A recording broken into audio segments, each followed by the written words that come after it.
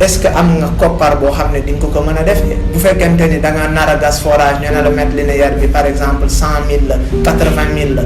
loolu dafay nekk ay coûts yoo xam ne yaa koy war a supporter waat ëllëg.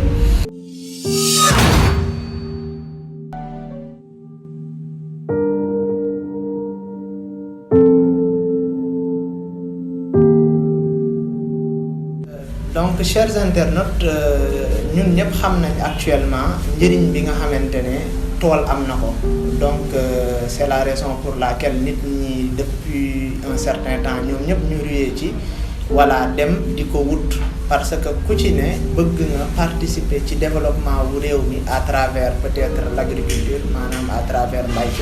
voilà te loolu nag njëriñ la njëriñu askan wi la mais nag bu fekkente ni mbir ñor na la soxal la comme ni ñu ko waxee sànq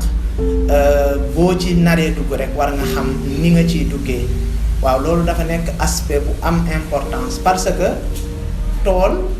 waruñu fàtte ni dañu ciy dugg non seulement pour mbay mais dañ ciy dugg aussi pour sàmm ndax Sénégal peut-être la ñu tàmm di dissocier mbay ak càmm mais ñoom ñaar kenn mënu leen dissocier ndax ñoom ñaar ñëpp a ànd donc comme li ñu ko waxee woon sànq rek bu fekkente ni dem nga ba bëgg ci dugg rek baax na nga saytu aspect yëpp ba nga xam ne boo xësee ba sa xaalis dem ci doo ci delluwaat gannaaw donc sànq lim nañu ne tool bi fexe war nga fexe ba fi nga koy jëndee mu nekk foo xam ne jege na mu bañ a sori tali bi lool ndax comme ni ñu ko waxee bu fekkente ni dafa sori tali bi bu dee da nga yor oto par exemple yow da ngay jënd carburant pour di fa di dem consommation carburant bi dafay gën a yokku bu fekkente ni da nga dem ba bay ba pare war a acheminer produit bi bu fekkente ni da nga bay benn produit boo xam ne périssable la par exemple dafa gaaw a yàqu trajet bi balaa ngay àgg marché bi nga koy jaayee produit bi mën na yàqu donc tool warul ruqe lool warul sori trop bu fekkente ni dafa sori lool ëllëg nga war a ut ay machines yu lay liggéeyal suuf si par exemple machines yi mën nañu am ay difficulté pour àgg fa donc accessibilité dafa tënk lu bëri non seulement wàllu jegewaay mais aussi oto mën fa jaar ndax tamit mënoo am tool boo xamante ne da ngay war a bay oto du fa mën a jaar da nga fay war a dugal tracteur du fa mën a dem et cetera donc da ngay créer sa bopp ay difficulté ci biir tool bi aussi war nga fexe ba xam foofu relief bi ndax plat na parce que bu fekkente ni dafa am ay problème yoo xam ne ay doodaan ay nangam ak nangam ëllëg pour liggéey suuf si aussi dafay jafe ndax daf ciy am impact donc loolu lépp boo ko saytoo ni nga ko war a saytoo après du nekkaat benn coût boo xam ne dafay duggaat ci biir donc wax nañ leen wàllu jegewaay bi ñu ne leen boo ñëwee ba nga xam ne war nga ci dugg ba wax ah nit ki mu ne la maa moom tool bi xoolal ñi nga xam ne seen jàng dafa màcc ci wàllu mbay nga gis leen ñu ñëw saytul la suuf si parce que suuf su ne dafa am nu mu bindoo donc moom lañ doon expliquer sànq bon ñu wax un peu ay analyse de sol yi nga xamante ne war nañ ko def ndax am na ay analyse chimique yu ñu war a def am ay analyse peut-être physique yoo xam ne dañ ko war a def ak ay analyse yu ñu mën a tuddee biologique donc yooyu noonu yëpp dafay baax nga jegeeñ ay nit ñu ko xam ñu yóbbul la suuf si def prélèvement jël ay échantillon yóbbu ko ci ay laboratoire te loolu coûtewul dara même pas 50 000 nga def ko boo naree jël sa xaalis ay millions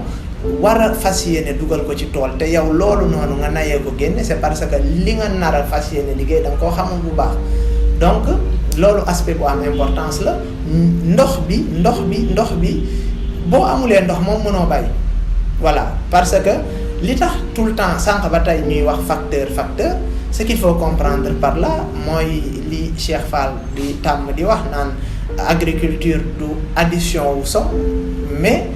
ay facteur la te facteur bu ñu ko waxee mooy benn bu fekkente ni dafa nul rek day égal à 0 et que yi si des yëpp ñoom dañuy nul donc ñoom ñëpp li tax tool am délicatesse te jafe ak mbay mooy facteur yooyu yëpp il faut nga réunir ko pour mën a réussir donc ndox bi li ci am solo pour saytu ko mooy xam fi nga nar a bayee ndax nappe d'eau bi bu dee dafa sori dafay compliqué lu tax muy compliqué mooy parce que yow boo naree gas teen bu dee par exemple da nga war a gas teen ñu ne la pour nga gas fii teen il faut 50 mètres ñuy facturer le mètre linéaire à 50 000 par exemple mais déjà loolu noonu rek 2 500 000 la presque est-ce que am nga koppar boo xam ne di nga ko mën a defee bu fekkente ni da nga nar a gas forage ñu ne la mètre linéaire bi par exemple 100 000 la 80 000 la loolu dafay nekk ay coûts yoo xam ne yaa koy war a supporter waat ëllëg. tool bi aussi baax na fi nga koy amee mu nekk mu jegeñ ay population maanaam xaw a am ay nit maanaam ay nit dëkk côté boobu li tax mu am njëriñ ci benn côté mooy dina la permettre nga éviter lu ñuy tuddee ay maraudage maanaam wàllu sàcc parce que au moins dina conférer benn sécurité li ngay liggéey ndax tamit pare woo pour liggéey nit ñi après di ko jël mbaa ñu koy sàcc donc loolu noonu aussi aspect la boo xamante ne c'est un aspect très important ci wàllu tool voilà donc wax nañ aussi ci wàllu kayit bi pour tënk mooy nga saytu xool li nga xam ne pare nga aussi pour dugal ci sa xaalis ban papier administratif la am waaw ndax li ma tuddee sànq irrévocabilité mooy boo xësee ba dugg rek génnaat dafay jafe et donc day nekk un mauvais investissement te ñun tey li tax ñu sawar a def vidéo yu mel nii mooy yàlla dafa dogal non seulement ñu nekk dans le métier mais ñu nekk ay passionnés de l'agriculture et que bëgguñu gis suñu ay compatriotes sénégalais di dugg ci mbay mi ba pare di ci génnaat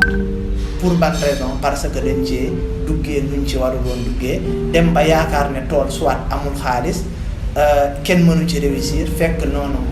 yow ni nga ci duggee moo baaxul mais ñi nga xamante ne ñëpp duggee nañ ci na mu gënee dañuy am réussite. J'aime pas trop faire des comparaisons mais am na ñeneen ñoo xamante ne suñu yeneeni mbokk yoo xam ne ñoom li tax ñu xaw ñu dàq bay mooy que souvent dañuy jël seen temps ci li ñuy def nasaraan yi boo demee si ñoom bu ñuy bay ñoom lépp dañ koy saytu lépp du ñu bàyyi benn point da leen di jaral sax laataa ñuy tàmbali ñuy def ay test pour xool ana yan spéculation maanaam ana yan xeetu légume ana yan xeetu fruit ñooy gën a méngoo ak fii donc même ci analyse yooyu ñu doon wax analyser lu ñuy wax pH sol bi mooy lu ñuy wax potentiel hydrogène pour xam ndax yow sa suuf si dafa acide dafa basique wala dafa neutre ndax dafa am ay xeetu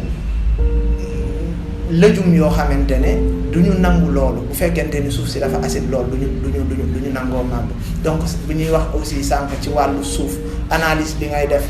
xam ndax suuf si ban bee ëpp ndax joor bi moo ëpp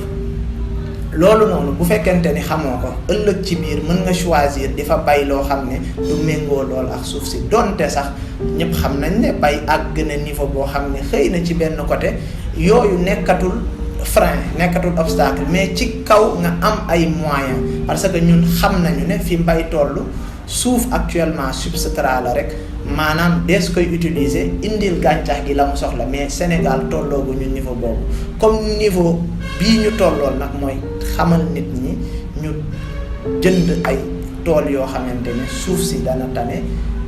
wàllu ndox bi dana tane soriwaay bi du demee noonu këyit yi dina nekk ay këyit yu leer relief bi maanaam foofu noonu dina nekk loo xam ne lu plat la lu baax la doo am benn jafeñ-jafeñ pour dem fa boo waree tàmbali sa projet xaalis bi nga xam ne gannaaw ba nga jëlee sa xaalis dugal ko ci du nekk